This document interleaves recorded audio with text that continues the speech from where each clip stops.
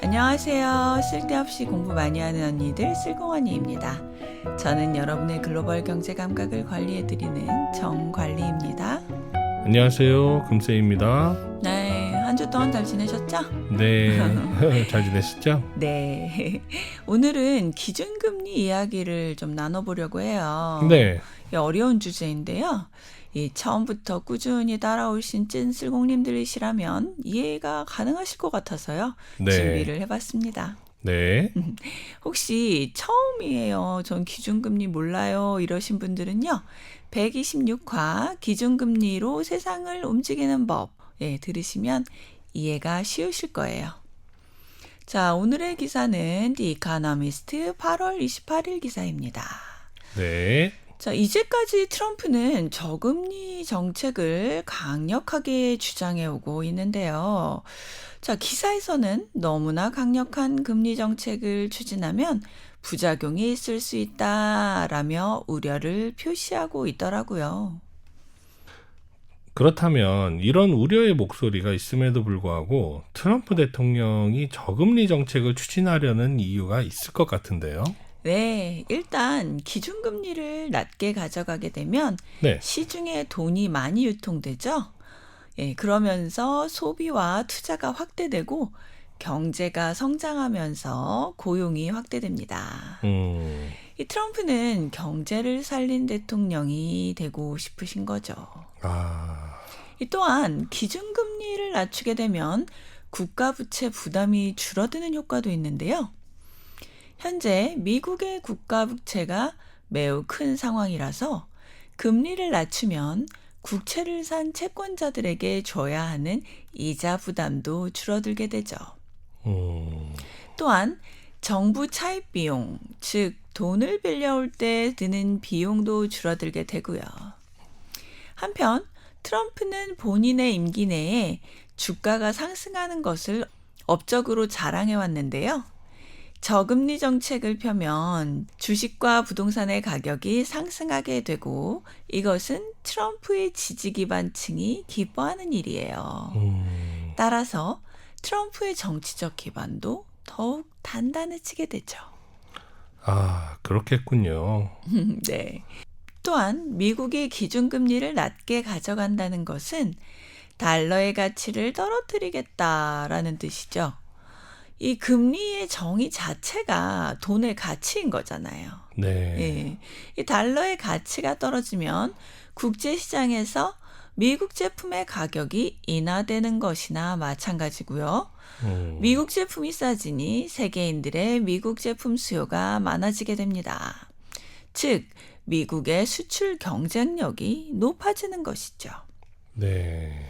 이것은 미국의 제조업, 수출기업, 특히 러스트벨트 지역의 사람들에게 반가운 일인데요. 러스트벨트 지역의 사람들 역시 트럼프의 지지자들이죠. 그렇군요. 저금리를 가져갈 경우 트럼프의 정치적 파워가 강해지는 거네요. 예, 맞아요. 그리고 저금리를 추진하는 또 다른 이유가 하나 더 있는데요. 뭘까요? 미 연준을 장악하려는 것이죠. 미 연준과 미 행정부는 독립적인 기관인데요. 이 트럼프가 현재 고금리 정책을 밀고 있는 미 연준에 반대해서 저금리 정책을 관철시키면 미 연준의 독립성이 약화되고 대통령의 영향력이 커지게 됩니다. 트럼프의 저금리 정책 추진은 경제 성과와 권력 강화 이 두 가지 목표를 모두 함께 포함하고 있는 거네요. 예, 그렇죠. 이 미 연준을 장악하기 위해서 실제로 행한 일이 있었는데요. 지난 8월 25일 도널드 트럼프 미국 대통령은 주택담보대출 신청 과정에서 불법 의혹을 이유로 해서 리사 쿡 연준이사를 해임했다라고 밝혔어요. 리사 쿡이 이를 받아들이지 않아서 지금 소송 중이고요. 그리고 대신 자신의 경제자문인 스티븐 메이런을 미 연준 이사로 지명했습니다. 이로써 연준 이사회에 친트럼프 성향의 인사를 포진시키려는 시도인 거죠. 미국이 아무래도 강력한 대통령제 국가이다 보니 아무리 정부로부터 독립적인 미 연준도 대통령의 간섭을 완전히 피할 수는 없는 거군요. 네, 그런 것 같습니다. 그러나 아이러니하게도 미 연준은 금리 인하의 가능성을 내비치기 시작한 시점이에요. 이 최근 있었던 미 연준 잭슨홀 미팅에서 발표된 두 편의 연구 논문이 금리 인하 필요성에 힘을 실었어요. 연구진은 연준이 관세로 인한 일시적 물가 상승은 무시해야 한다라고 제안했고요. 현재 금리가 이미 경기 위축을 초래할 만큼 높은 수준이라고 지적했습니다. 오, 앞으로 금리가 낮아지면 주가가 오를 텐데 그럼 지금 주식을 사둬야 하는 거 아닌가요? 네, 그런 생각이 드실 수 있는데요. 네. 자, 물론 미 연준이 기준금리를 실제로 인하하고 시장이 그에 대해 통상적으로 반응한다면 맞는 말씀이죠. 예, 그러나 상황은 언제든 바뀔 수 있으니까요. 그렇겠네요. 자, 기사에 따르면 트럼프 대통령의 관세 조치에 미 연준이 어떻게 대응해야 할지를 제시하고 있어요. 영국의 경제학자들이 미 연준에게 주는 조언 같은 건가요? 네, 그런 셈이죠. 자, 기사에서는 테일러의 원칙을 언급하고 있거든요.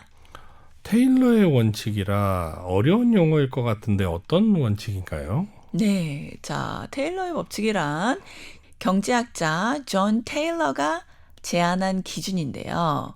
이 중앙은행이 금리를 결정할 때 참고하는 원칙이에요. 간단히 말하면 물가 상승률이 목표치를 넘으면 금리를 물가 상승률보다 더 크게 올려라 라는 원칙인데요.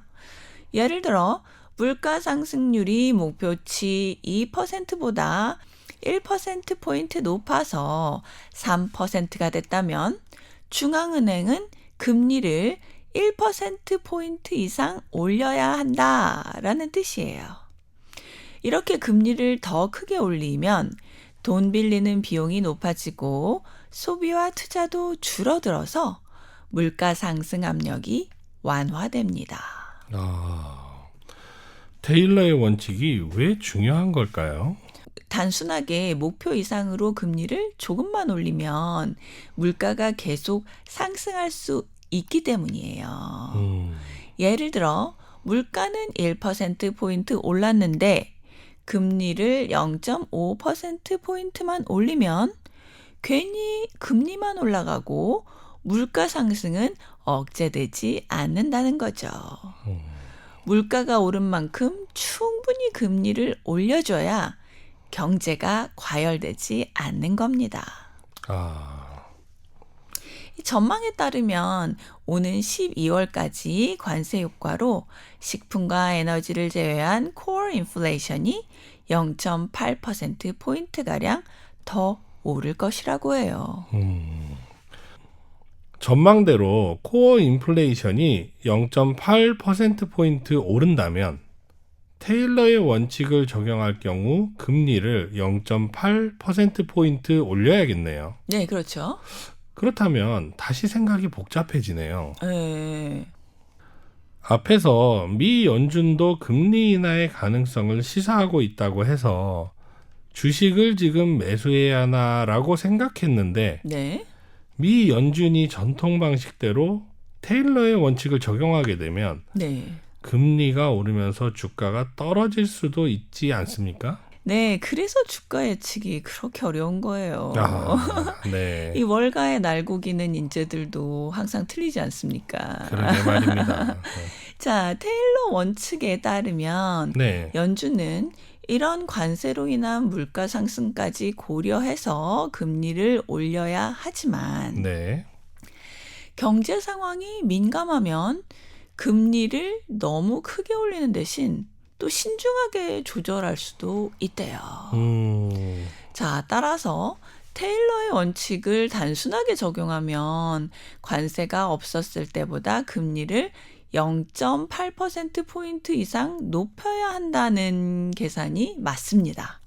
이 원칙은 1987년부터 1992년까지 중앙은행의 행보와 거의 완벽하게 맞아떨어지죠. 하지만 캘리포니아 대학교 버클리 캠퍼스의 에미 나카무라 교수는 잭슨 홀 회의에서 다음과 같이 말하는데요. 장기적으로 보면 연준은 이 테일러 법칙에서 종종 벗어났다고 발표했어요. 중앙은행은 충격이 사라지면 물가가 다시 목표치로 돌아올 것이라고 믿으면서 일시적인 경제 충격을 무시하는 경우가 많았다는 거죠. 즉 트럼프의 관세라는 일시적인 경제 충격을 전통적인 방법대로라면 테일러의 원칙을 적용해서 금리를 올리겠지만 현재는 일시적 충격을 무시하고 금리를 올리지 않을 가능성도 적지 않다는 얘기네요. 네, 그렇죠. 네. 이런 접근 방식은 장기적 안정성을 고려한 신중한 정책 운용이라고 볼 수 있어요. 이런 방식은 중앙은행을 더 신뢰할수록 잘 작동한다고 합니다.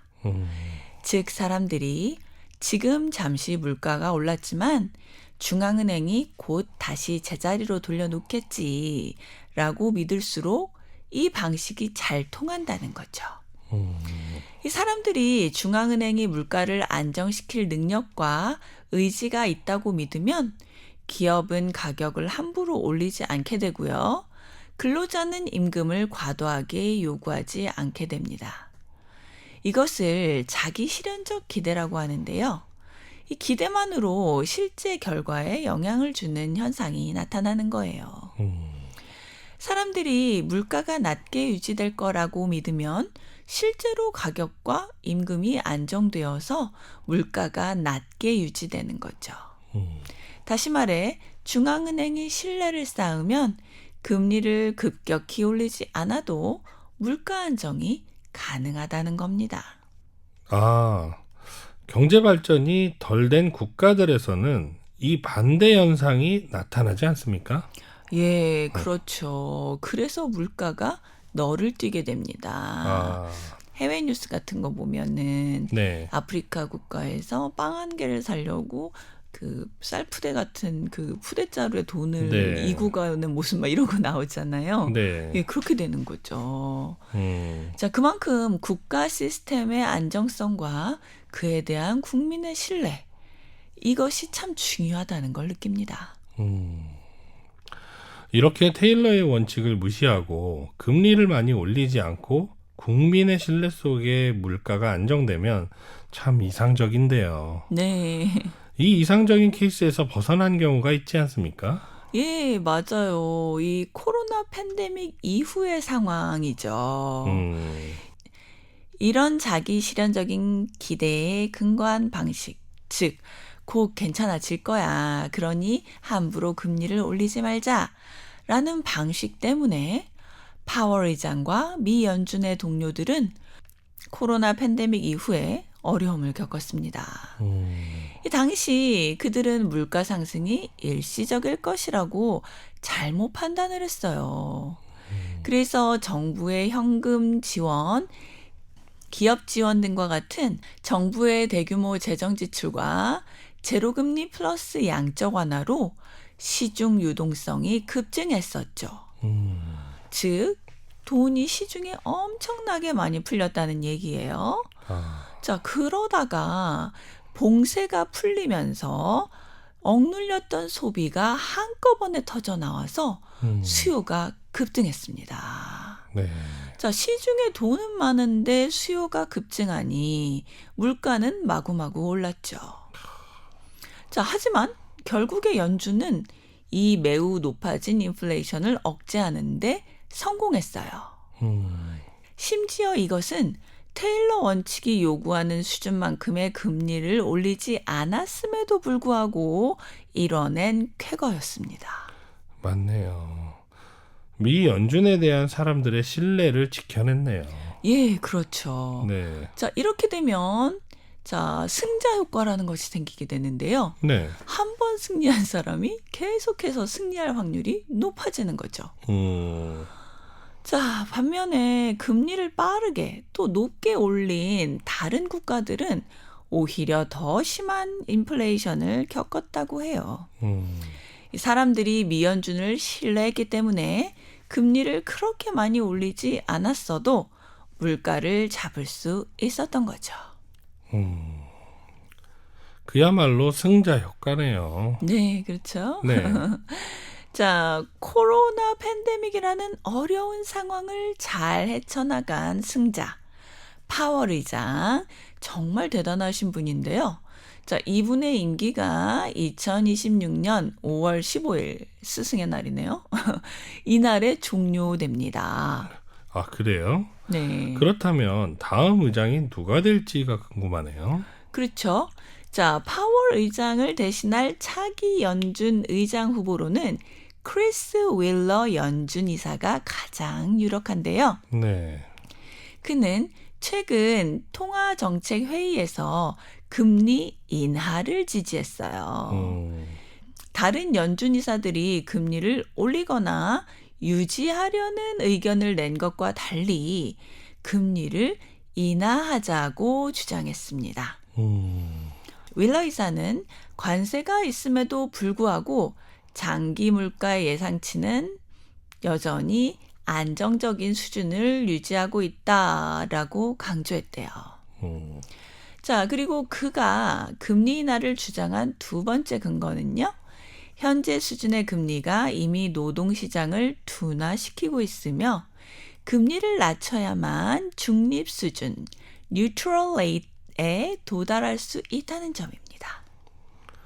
오늘은 어려운 용어가 많이 나오네요. 네. 중립금리, 뉴트럴 레이트가 뭐죠? 자, 중립금리라는 것은요. 네. 경제를 과열시키지도 침체시키지도 않은 적정금리를 말하는데요. 이 현재 금리가 중립금리보다 높으면 경제와 노동시장이 둔화되고요. 따라서 금리를 낮추면 기업과 소비자의 활동이 다시 촉진되고 노동시장이 회복됩니다. 굉장히 어려운 질문이지만 장기적으로 미국의 금리는 어떻게 움직일까요? 그러게요. 저도 많이 궁금한데요. 네. 이 미국은 재정 적자가 높은 것으로 유명하잖아요. 네. 자, 미국은 올해 GDP의 약 6%에 달하는 재정 적자를 기록할 것으로 예상됩니다. 이 미국의 공공재정이 어려운 이유, 즉 부채가 많은 이유 중 하나는요. 인구 고령화입니다. 고령 인구가 많아지면서 연금과 의료비 등의 지출이 훨씬 더 많아지기 때문이죠. 이것은 대부분의 선진국들이 가지고 있는 공통적인 어려움 아닙니까? 예, 맞아요. 네. 우리나라 역시 또 그렇고요. 자, 한편 미국 정부 지출 증가에 대해 연금과 의료비 이외에 또 다른 원인을 제시하는 분이 계신데요. 이 하버드 대학의 루드비히 스트라우브 교수님이에요. 네. 자, 이분은 이렇게 미국 부채가 자꾸만 증가하는 이유를 다른 측면에서 설명합니다. 이 고령층이 부를 축적하고 유지하려는 욕구가 강하다는 점을 지적했어요. 이것은 국채를 포함한 자산 수요를 높이는 요인이 됩니다. 이 스트라브 교수와 공동저자들은 이러한 현상으로 미국이 이번 세기 말까지 GDP의 250%에 달하는 부채를 누적할 수 있다라고 계산했어요. 정말 많지 않습니까? 네. 자, 이 고령층은 은퇴 후에도 생활비, 의료비, 연금 등 지출을 충당하기 위해서 이 자산을 보유하고 유지하려는 욕구가 강한데요. 자, 국채가 대표적인 안전자산이죠. 나라한테 돈을 빌려주는 거니까요. 그렇죠. 자, 국채 같은 안전자산 수요가 늘어나면 정부가 발행하는 채권에 투자할 사람이 많아집니다. 자, 채권의 수요가 많아지면 채권 가격이 상승하고요. 채권 가격과 금리는 반대로 움직이므로 금리가 하락하게 됩니다. 직관적으로 말하면 네. 너도 나도 채권에 투자하고 싶어 하면 굳이 이자를 많이 주지 않아도 채권을 살 거잖아요. 그렇죠. 그러니 금리가 내려가고 채권의 금리는 전체적인 금리에도 영향을 미치게 돼서 금리가 내려가게 되죠. 이 자세하고 정확한 원리를 설명할 시간이 조금 없어가지고 생략하고요. 금리가 내려가는 것, 이것은 트럼프 대통령뿐만 아니라 모든 정치인들에게 반가운 소식이에요. 왜냐하면 금리가 낮아지고 지출할 수 있는 돈이 늘어난다는 의미잖아요. 네. 예, 이자가 싸지면 돈 빌리기 쉽잖아요. 맞습니다. 그렇죠? 아무래도 정치인이 지출을 많이 하면 인기가 높아지지 않습니까? 네, 그렇죠. 우리나라 말로는 네. 퍼주기식 정치, 네. 영어로는 파퓰리즘이고요. 그렇죠. 네.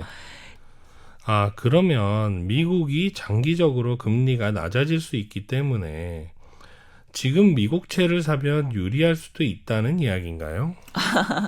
네, 그러니까 다시 말하면 앞으로 미국이 고령화되면서 국채에 대한 수요가 많아질 거고 그렇게 되면 금리가 낮아지니까 그죠? 그래서 네. 지금 국채 금리가 높을 때 사는 게 유리한 것이냐라고 물어보시는 거죠? 네. 네. 자, 물론 이론적으로 맞습니다. 현재 금리가 높으니 신규 발행되는 채권의 이자율도 높은 편이죠. 만약 미래의 기준금리가 낮아진다면 그때 새로 발행되는 채권은 이자가 더 적게 붙어요. 네. 자, 그러면 지금 보유 중인 고금리 채권의 매력이 올라가게 되고요. 이 채권의 가격도 오릅니다. 즉, 내가 고금리 시절에 사두었던 채권을 저금리 시대에 팔면 시세 차익을 얻을 수 있고요. 네. 팔지 않더라도 높은 이자를 받게 되는 거죠. 이 시장에서 앞으로 금리가 내릴 것이라고 판단하고 있나 봐요. 그래서인지 요즘 금융시장에 미국채 관련된 상품들이 많이 나오고 있더라고요. 저도 미국 채권 상품을 당장 사야겠는데요. 물론 저도 이제 그 해지의 한 방편으로 미국 채권 상품에 투자는 하고 있는데요. 네. 예, 너무 섣부른 판단은 금물인 거 아시죠? 네. 신중하게 조사 많이 하시고요. 네. 자, 기본적으로 미국채를 사려고 할 때 염두해야 하는 것은 미국의 부채가 너무 많다는 거예요. 자, 이미 빚이 많은 사람에게 돈을 빌려주고 싶은 사람은 없겠죠? 네. 예, 그럼 미국 부채가 너무 많아지면 미국 채권에 대한 인기도 떨어질 가능성이 없지 않다는 겁니다. 네. 그렇게 되면 뭐 지금 샀다가 가격이 하락할 가능성도 있다는 거죠. 네. 역시 채권 투자는 너무 어렵네요. 네. 높은 부채는 정부를 매우 취약하게 만듭니다. 네.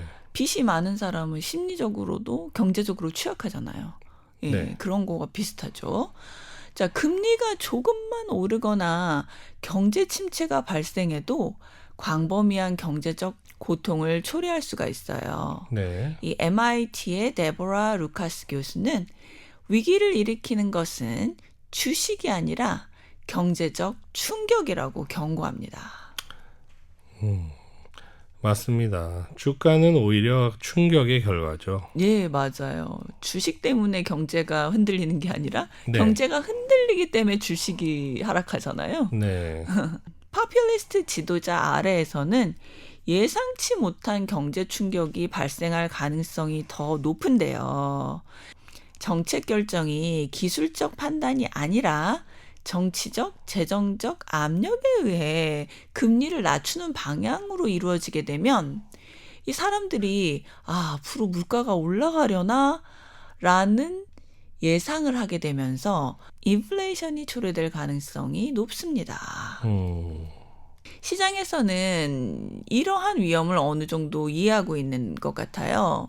이 연준이 지난해 금리 인하를 시작한 이후에도 장기 국채 수익률이 크게 하락하지 않은 점은 좀 불길한 신호로 여겨지고 있습니다. 네. 원래 금리가 인하되면 은행 예금이나 단기 채권의 금리가 내려가니 장기 국채 쪽으로 자금이 몰리면서 장기 국채의 인기가 높아지거든요. 그러면서 장기 국채 가격이 올라가니 네. 수익률이 떨어지게 되죠. 비싼 돈에 사야 되니까요. 네. 자, 그러니 금리 인하에도 불구하고 장기 국채의 수익률이 떨어졌다.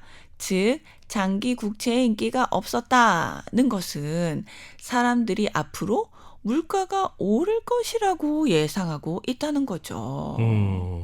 이 예를 들어 앞으로 물가가 오르면 내가 가지고 있는 채권 쿠폰이 5% 고정인데 쉽게 말하면 이자가 5%라는 거죠. 네. 자, 그런데 물가가 오르면 그만큼 내가 받을 돈의 가치가 줄어들게 되죠. 네. 그래서 굳이 장기 채권을 살 이유가 없는 거예요. 이제까지의 이야기를 요약해 보면 트럼프는 저금리 정책을 추진하고 있지만 현재 미 연준은 반대하고 있는 상황이다라는 거고요. 네. 물론 미 연준도 금리 인하의 필요성을 인정하는 분위기고 네. 유력한 차기 미 연준 의장 후보 또한 금리 인하를 주장하고 있군요. 네.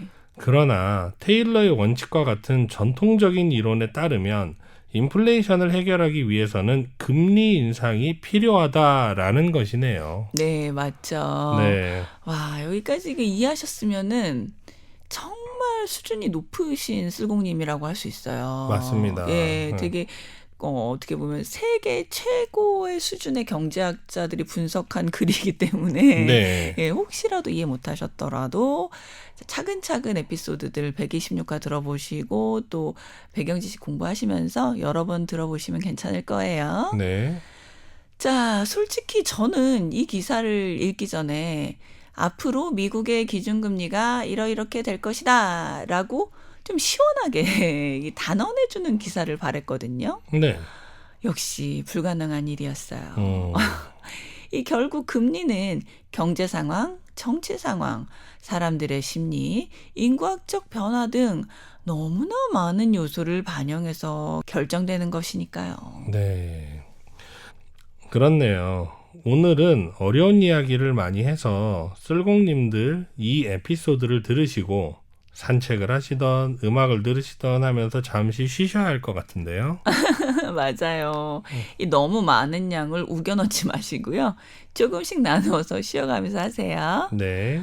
자, 우리 쓸공님들 오늘도 함께 해주셔서 감사드리고요. 보이지 않는 곳에서 열심히 경제 공부하고 계실 우리 쓸공님들 보고 싶습니다. 자, 다시 한번 말씀드리지만 오늘 금리 이야기 어려우셨으면요. 126화 기준금리로 세상을 움직이는 법 다시 한번 들어보세요. 자, 다음 주에 다시 만나요. 다 같이 쓸공합시다.